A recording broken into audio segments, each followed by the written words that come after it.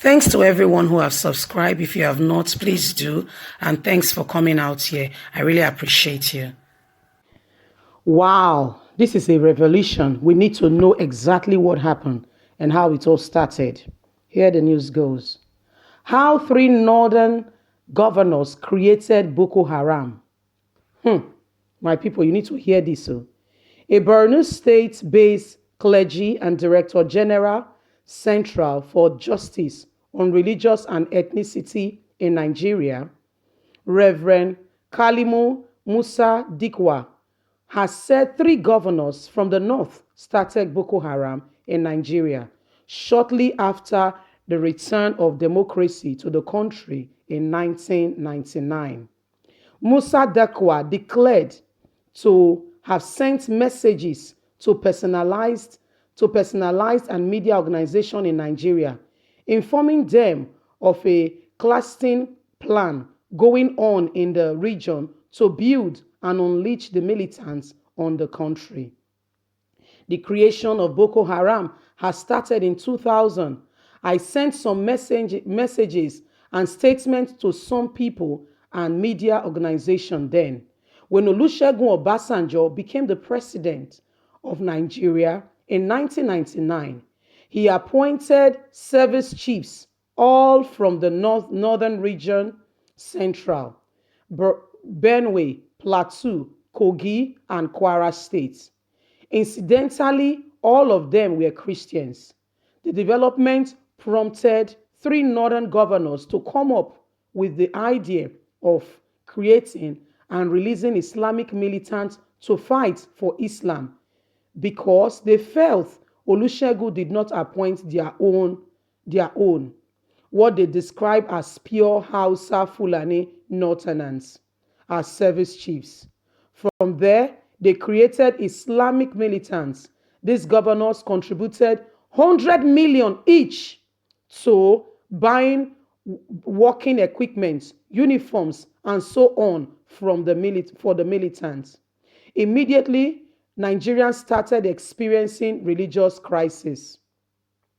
After they contributed the money, this organization, Islamic militants, started religious crisis in Kaduna, Kano, Jigawa, Zamfara, saying they wanted Sharia.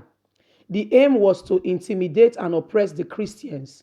They started attacking churches and killing people. Anytime election took place, that did not favor them. They would burn churches and attack the members.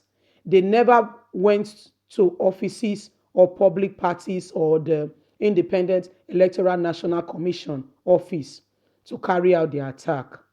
On February 18, 2006, in Meduguri, these boys came out and said they wanted Sharia law and that a governor in the state then did not cooperate with them. And because of a cartoon that was designed in Denmark in 2006, they protested and burned down 66 churches in the state and killed many Christian men, women, and children. After that, they started moving from house to house, church to church, yet nobody talked. They were the only ones talking and raising the alarm about what was happening. The clergyman is quoted by the Punch on Sunday. He added that in July 2009, the insurgents burned down 27 churches and killed many Christians. At that time, they did not touch any Muslim man or woman. They only killed security agents and Christians. From 2009 to 2014, they were attacking churches, going from house to house, slaughtering Christians. They started attacking people, including Muslims, in 2014 when they felt their leader has deceived them by not backing them to fight infidelity in the north. Four of our relevants were killed, slaughtered in 2009. When the newspaper asked him if he had evidence to back up his claim, the man responded, "We have over 20 VCDs recorded by Muslim Islamic scholars, and they said if a northerner did not get to power, they were going to fight Christians in Nigeria. A scholar once preached and indicted Muslim youth not to be civic if the president of Nigeria was not a Muslim. We have the videos. He preached in Hausa. He alleged that all the former Muslim head of state that died, including Yaradua, were killed by the infidels, and therefore they would not allow a non-Muslim to lead Nigeria again. Well, Nigerians, you've heard it all. This is the revolution of what is going on in Nigeria and what you see happening, prevailing every day. It is because of what started in 1999 by 3 governors.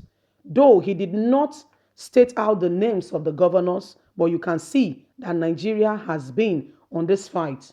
And when Olusegun Obasanjo had a time to crush them, he did not do anything.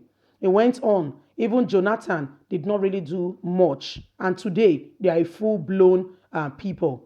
Guys, people, if you don't speak up, you will be wondering what is going on. From 2000 to 2020 is 20 years. And guess what? They are still being sponsored. If not, this thing won't have continued. Remember my last week news? Please refer back. Where the real leaders of Benue and Borno, Yobe saw helicopters delivering goods and services to the Boko Haram boys. They saw them delivering medicine, medications, arms, food, to these boys. I tell you sincerely, if you want to isolate a group, withdraw food supply, withdraw water supply, and withdraw medical attention, you will kill a population. This is exactly what they did when there was war in Nigeria. And guess what? These people are heavily funded. I can tell you for sure. Heavily funded. That's why, can you imagine? Did you hear the amount the man said? The governors contributed 100 million each. They will owe people salary. They will not pay them money, but they contributed 100 million each to these guys. They enabled them, they got them equipment, they got them uniform, and they told them to carry on. This is what is going on in Nigeria. This is what is going on in Nigeria. And you say, this man now has come out, this man that said they have the evidence. Please, what we want is, let these evidences, please, go to the international community. Let them share it. Let us get these evidences and push it out so that the nations of the world can see exactly what is going on in Nigeria. Christians in Nigeria, please pray. Call upon your God, every one of you. Don't be quiet and don't be silenced, because Nigerian government do not really care. Yeah, they have what's it called? They have what their religion has told them is that anybody not from that religion is an infidel. An infidel is an unclean person, and so does not deserve to live. So they don't care about women, children, men, or no. And so you need to know that these people don't care about you. Look at them. They've not even just embodied. They feel, most of them, the groups feel that if you are not a Muslim, then you are not, if you are not a Muslim, then you are not a true person in the community and therefore does not deserve to live. They feel that you should be killed. They feel that you don't deserve to live. So Nigerians, you need to wake up to the realization that these people are not your friends. And that's why when you see anything going on around, take evidences, video it, record it, put it online. The internet is a global village. Anything you put on the internet these days travel around the nations of the world. It gets to every nation of the world and people can see it and be able to say exactly that this is an evidence and can be used to indict the Nigerian government. Now, even on their brother becoming the president, we know that Yaradua became president, he died, and after that, Jonathan took over. That really, really triggered them to say that. Can you imagine? They said that they killed Yaradua. Who killed him? This guy was sick and he died of natural causes. So Nigerians, we can see that the nation is at war. The nation is at war. Nigeria as a country is at war.